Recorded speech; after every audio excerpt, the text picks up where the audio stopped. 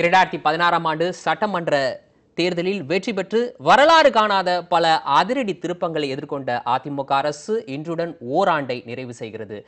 இந்நாளில் அதிமுகவின் தேர்தல் வாக்குறுதிகள் நிறைவேற்றப்பட்டுள்ளதா என்பதை விளக்கக்கூடிய ஒரு செய்தி தொகுப்பை பார்க்கலாம். படிப்படியான பூரண மதுவிலக்கு, 100 யூனிட் மின்சாரம் இலவசம், பெண்கள் இருசக்கர வாகனம் வாங்க 50% மானியம் உள்ளிட்ட 50 வாக்குறுதிகளை கூறி 2016 சட்டமன்ற தேர்தலை எதிர்கொண்டது அதிமுக. மக்களால் நான், மக்களுக்காகவே நான், அதாவது உங்களால் நான், உங்களுக்காகவே நான், உங்களுக்காகவே அர்ப்பணிக்கப்பட்டதுதான் என்னுடைய தவ வாழ்வு. அரவக்குறிச்சி, தஞ்சாவூர் தவிர்த்து 232 தொகுதிகளில் 132 தொகுதிகளில் வெற்றி பெற்று தனிப்பெரும்பான்மையுடன் ஆட்சியை தக்க வைத்தது அதிமுக. 6வது முறை முதலமைச்சராக பொறுப்பேற்ற ஜெயலலிதா 500 மதுக்கடைகளை மூடுவது, மதுக்கடையின் நேரத்தை குறைப்பது, 100 யூனிட் மின்சாரம் இலவசம் உள்ளிட்ட 5 கோப்புகளில் கையெழுத்திட்டார்.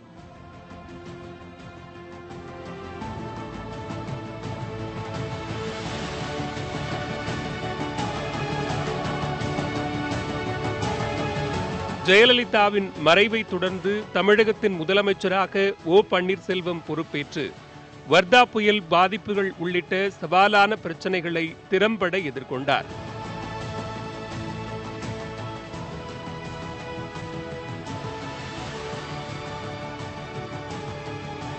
பின்னர் கட்சி இரண்டாக பிளவுபட்டதால் எடப்பாடி பழனிசாமி தமிழகத்தின் முதலமைச்சராக பொறுப்பேற்றார்.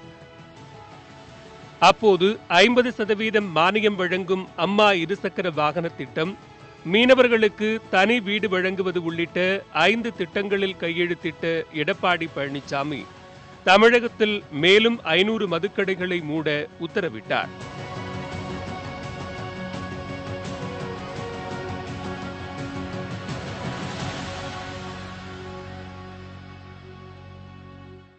இன்றுடன் ஓராண்டை நிறைவு செய்துள்ள அதிமுக அரசு இதுவரை 21 வாக்குறுதிகளை நிறைவேற்றியுள்ளதாக அமைச்சர்கள் தெரிவிக்கின்றனர். வறட்சி, நிதி நெருக்கடி உள்ளிட்ட கடுமையான பிரச்சனைகளை எதிர்கொண்டாலும் மக்களின் எதிர்பார்ப்புகள் அரசால் முழுமையாக பூர்த்தி செய்யப்பட்டு வருவதாக நிதியமைச்சர் ஜெயக்குமார் தெரிவித்தார். அரசுக்கு நிதி நெருக்கடி கடுமையாக இருந்த சூழ்நிலை கூட அரசை மக்கள் முழுமையான அளவுக்கு அவர்களுடைய எதிர்பார்ப்புகள் பூர்த்தி செய்யப்பட வேண்டும். எனவே அந்த கண்ணோட்டத்தில் சிரமங்கள் இருந்தாலும் கூட அதையெல்லாம் புறந்தள்ளிவிட்டு வாக்களித்த மக்களுக்கு, வாக்களிக்காதவர்கள் கூட எல்லோரும் பயன்படுகின்ற வகையிலே எல்லோருக்கும் ஏற்ற அரசாக இன்றைக்கு அம்மாவுடைய அரசு இன்றைக்கு இருக்கின்றது. 2 சக்கர வாகனத்தை பொறுத்தளவில் அரசாணை வெளியிட்டு அதற்கான நிதி ஒதுக்கீடும் செய்யப்பட்டிருக்கிறது. ஆகவே அறிவிக்கிற திட்டங்கள் எல்லாம் நிச்சயமாக அதற்கான அரசாணை வெளியிட்டு நிதி ஒதுக்கீடு செய்யப்பட்டு 100% செயல்படுத்தப்படும் என்பதை மக்கள் மகிழ்வோடு தெரிவித்துக் கொள்வோம். எஞ்சியுள்ள வாக்குறுதிகளும் இரு அணிகளும் ஒருங்கிணைந்த பின்னர் முழுமையாக நிறைவேற்றப்படும் என்று முன்னாள் அமைச்சர் மாஃபாய் பாண்டியராஜன் தெரிவித்தார். கொலாட்ரல் இல்லாமல் லோன் கொடுக்கக்கூடிய ஸ்கீம், அதே போல் அம்மா கிரெடிட் கார்டு ஸ்கீம், இதெல்லாம் வடித்தெடுத்து அம்மா கொடுத்த திட்டங்கள். அதை வேகமாக செயல்படுத்துறது இந்த 2வது வருடத்தில் நான் எதிர்நோக்கிறது இந்த செயல்பாடுகளை.